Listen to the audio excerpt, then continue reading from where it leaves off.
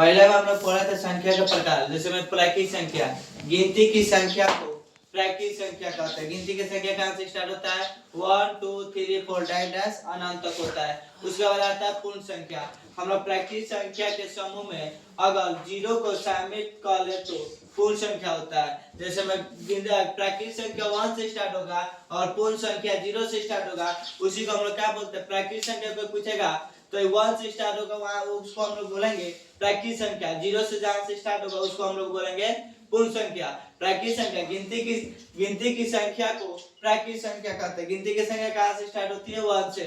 पूर्ण संख्या किसे कहते हैं? अगर प्राकृतिक संख्या के समूह में अगर हम लोग 0 को शामिल कर ले तो पूर्ण संख्या कहते हैं। उसके बाद आएगा पूर्णांक संख्या। पूर्णांक संख्या किसे कहते हैं? हो गया।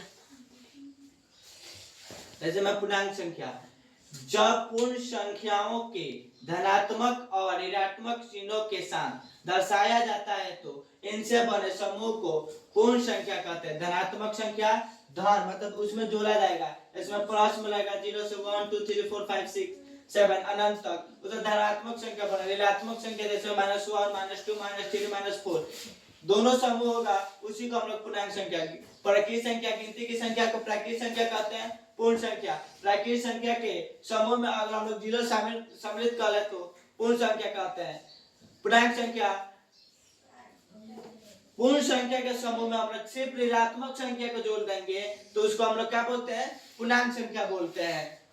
बंद करो।